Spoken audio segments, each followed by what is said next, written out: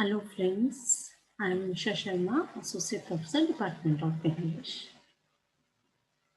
The topic under discussion today is in continuation with our previous lecture on phonetics.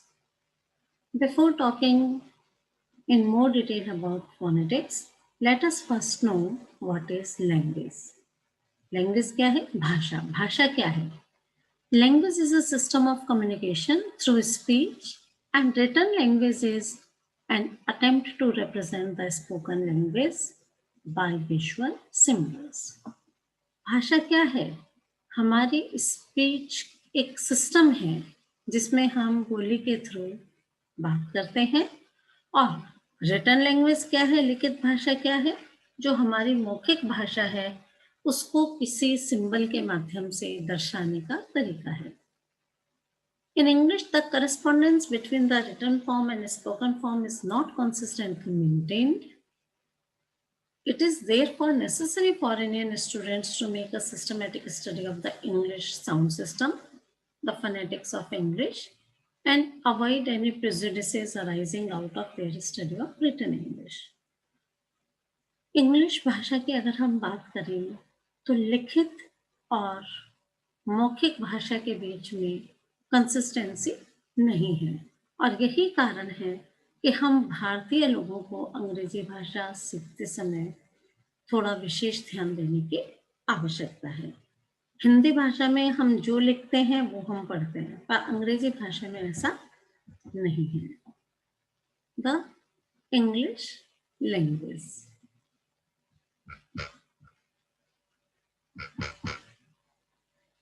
English is spoken over such a large part of the world that a number of slightly different dialects are used by native speakers of the language in the USA, UK, Canada and Australia. अंग्रेजी जो है विश्व के एक बहुत बड़े भाग में बोली जाती है, और हर रीजन का, हर क्षेत्र का कहीं ना कहीं कुछ अपना अलग प्रभाव देखने को मिलता है. जैसे भारत में अगर हम हिंदी भाषा को भी देखें तो हर क्षेत्र के साथ उस भाषा में कुछ क्षेत्रीय टच जो है देखने को मिलता है. सेम इज विद इंग्लिश, जिसे हम डायलेक्ट्स के रूप में जानते हैं. English is also spoken by educated people all over the Commonwealth, and a number of foreign dialects have therefore come into existence, each showing certain features of the speaker's mother tongue. और आज भी सब जगह English बोली जाती है, विदेशों में भी बोली जाती है, और इस कारण से हर जगह के डायलेक्ट का, हर जगह के लैंग्वेज का कुछ पोर्शन जो हम कहें, हमें इसमें फीचर्स इंग्लिश भाषा में देखने को मिलते हैं. Now spoken English in India. English as spoken by educated people in India does not differ radically from native English in grammar and vocabulary, but in pronunciation it is different from both British and American English. जहाँ तक भारतीय लोगों के अंग्रेजी बोलने की बात है शिक्षित लोगों के द्वारा, तो व्याकरण और शब्दकोश के हिसाब से तो उनकी भाषा बहुत ज़्यादा परिवर्तित नहीं रहती. उनकी भाषा नेटिव इंग्लिश स्पीकर्स जैसे ही रहती है, पर जहाँ प्रोनाउंसिएशन की बात आ जाती है, हम भारतीयों का उच्चारण ब्रिटिश और अमेरिकन दोनों इंग्लिश स्पीकर से डिफरेंट है.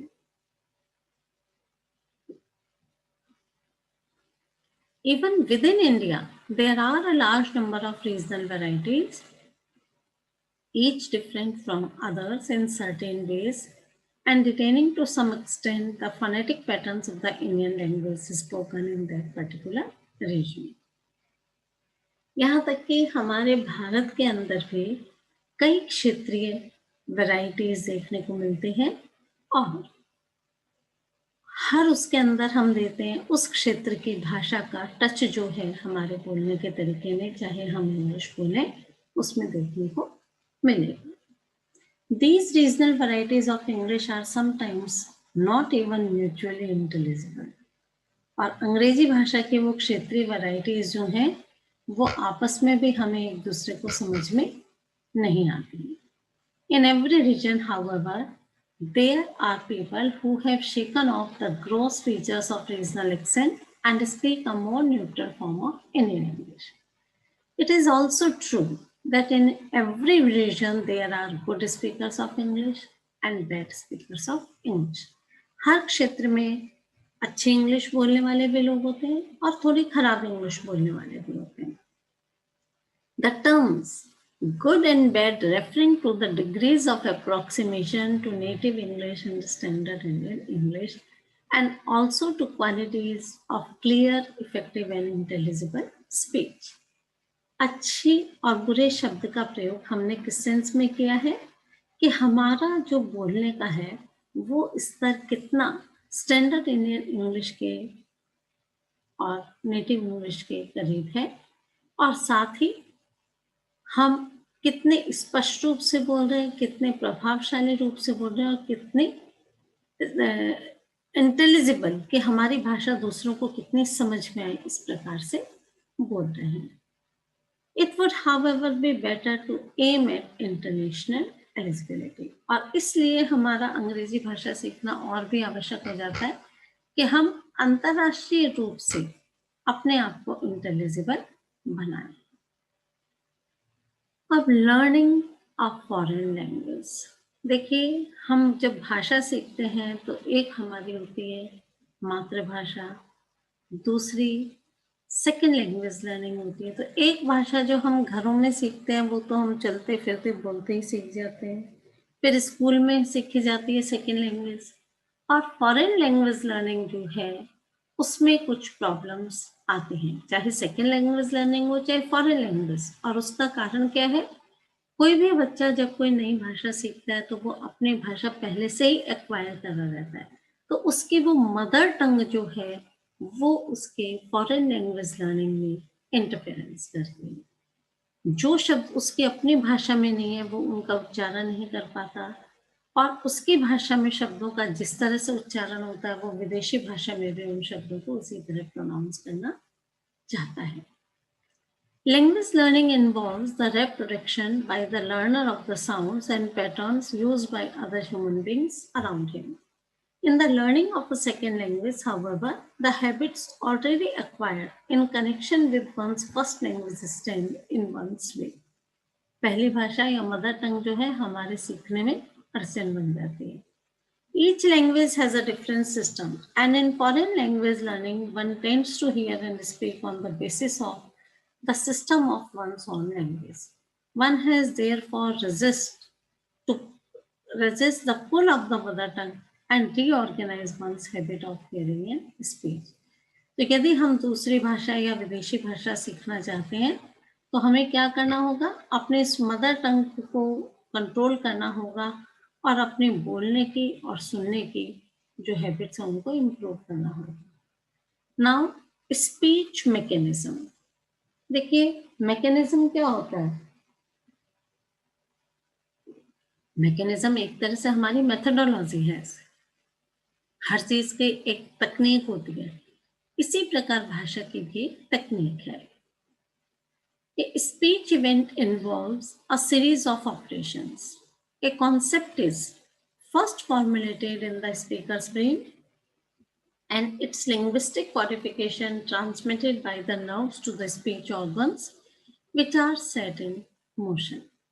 कि जब भी कोई वार्तालाप होता है, कोई भी स्पीच दी जाती है, कोई भी बात कही जाती है, तो उसके अंदर कई एक्शंस इन्वॉल्व होते हैं. कैसे होते हैं? कि हम जब भी कुछ बोलते हैं, एक आइडिया या एक कॉन्सेप्ट जो है वो क्या होता है? हमारे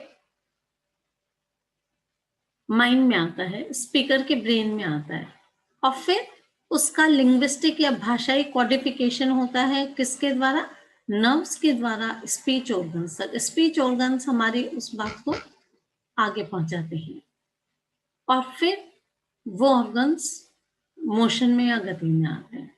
Movements of these organs set up disturbances in the air and these sound waves are received by the listener's ear. और जब स्पीच ऑर्गन्स मूव करते हैं तो वो हवा में डिस्टर्बेंस उत्पन्न करते हैं, उससे ध्वनि तरंगें उत्पन्न होती है और वो श्रोता के कानों तक पहुंचती है. मतलब कोई भी अगर हमारे दिमाग में आइडिया आया तो वो भाषा के रूप में माइंड में कन्वर्ट होता है और फिर हमारे नर्व्स जो हैं वो हमारे उसे बोलचाल के अंगों तक पहुंचाती है और वो बोलचाल के अंग जब हरकत में आते हैं तो उससे ध्वनि तरंगें प्रवाहित होकर लिसनर के या श्रोता के कानों तक पहुंच जाती है। His nervous system carries the message to the brain where it is interpreted in linguistic term.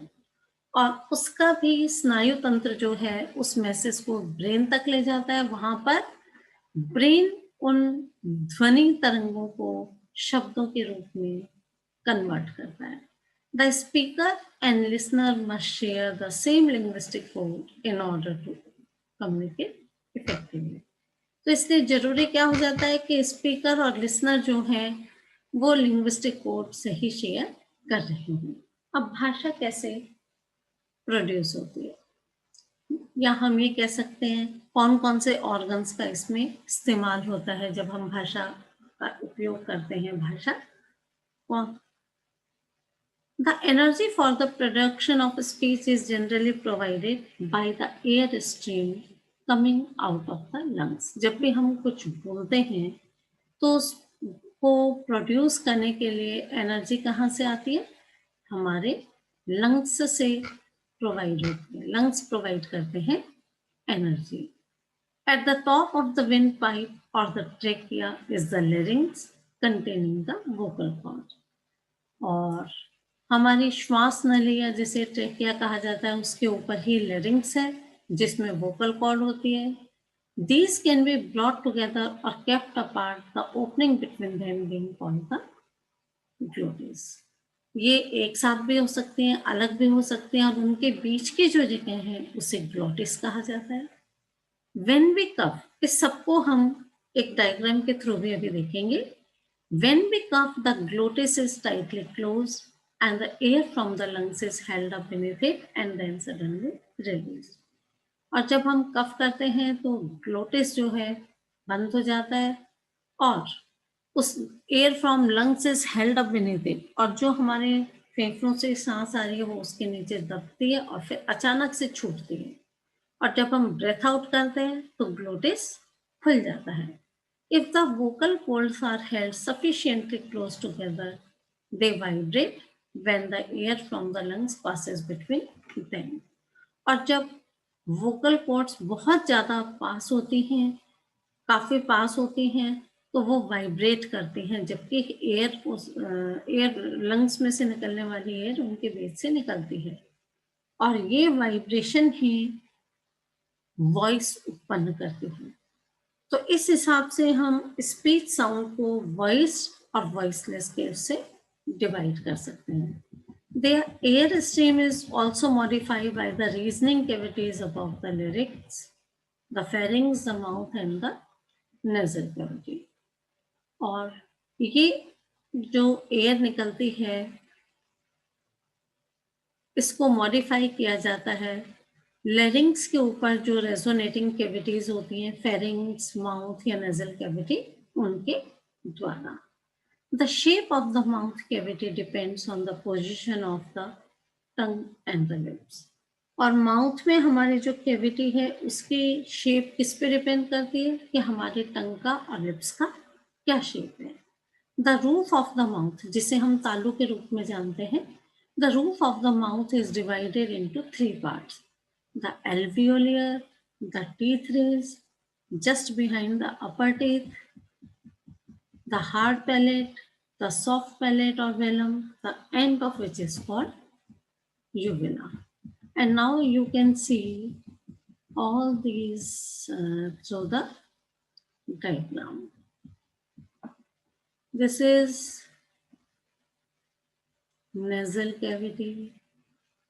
This is our mouth. Here are the teeth, lips, and the above portion is alveolar rays.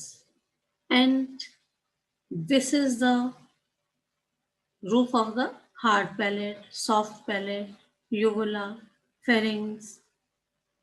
This is the tongue, and tongue, tip, blade, front, back. This is larynx, and this is trachea. I'll explain all these organs in detail in your another lecture. These are all called organs of speech. The soft palate can be lowered to let the air escape through the nose. Soft palate को lower किया जा सकता है ताकि नाक के through हवा निकले. This is the normal position in breathing. सांस लेने में नॉर्मल पोजिशन कहलाती है. If the mouth passage is also open, a nasalised vowel as in Hindi है आ इज प्रोड्यूस. और अगर माउथ भी खुला रहता है इस समय तो एक नाक से ध्वनि निकालने वाला वोवल उत्पन्न होता है. And if no air escapes through the mouth, कोई हवा मुंह से नहीं निकलती है, तो nasal consonant प्रोड्यूस होता है M, N, इस तरह से. Lips can be held close together or far apart. बोलते समय लिप्स पास में भी हो सकते हैं, दूर भी हो सकते हैं, वो फैलाई भी जा सकते हैं, न्यूट्रल भी हो सकते हैं. लिप्स को हम ओपन भी रख सकते हैं, गोल गोल घुमा भी सकते हैं. The tongue can be considered as having 3 sections. जीभ के भी 3 भाग हो सकते हैं. The part opposite the teeth is called the blade. दांतों के साइड वाला जो पोर्शन होता है वो ब्लेड कहलाता है, जो धार से दिखाई देती है. उसका एंड जो है उसे हम टिप कहते हैं. और अपोजिट पार्ट जो हार्ड पैलेट की तरफ है वो फ्रंट कहलाता है, और सॉफ्ट पैलेट की तरफ जो है वो बैक पार्ट कहलाता है. Now the speech mechanism. In the production of vowel sound, the tip of the tongue is generally kept low, and some other parts of the tongue, the front, the center or the back, is raised towards the roof of the mouth. जब हम vowel sound produce करते हैं तो जीभ की tip जो है उसको नॉर्मली लो रखा जाता है, और जीभ का कुछ और पार्ट भी, चाहे फ्रंट या सेंटर और बैक है, उसे भी मुंह का जो तालू है उसकी तरफ रेज किया जाता है. The various parts of the tongue can make a contact with or be brought very near the roof of the mouth to produce different consonant sound.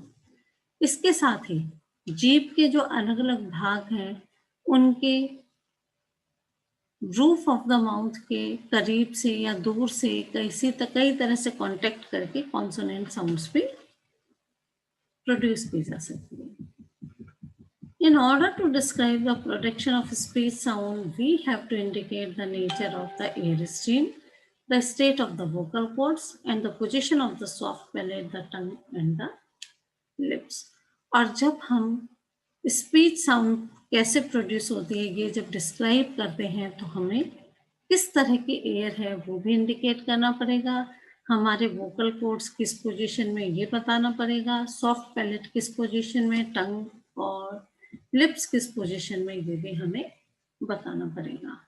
तो इन स्पीच ऑर्गन्स को हम अपने नेक्स्ट लेक्चर में और अच्छे से examples के साथ स्टडी करेंगे. पर इस स्पीच में आपको ये समझ में आ गया कि जब कोई भी स्पीच एक्टिविटी होती है तो उसके अंदर कौन कौन से हमारे ऑर्गन्स जो हैं इन्वॉल्व होते हैं. Thank you.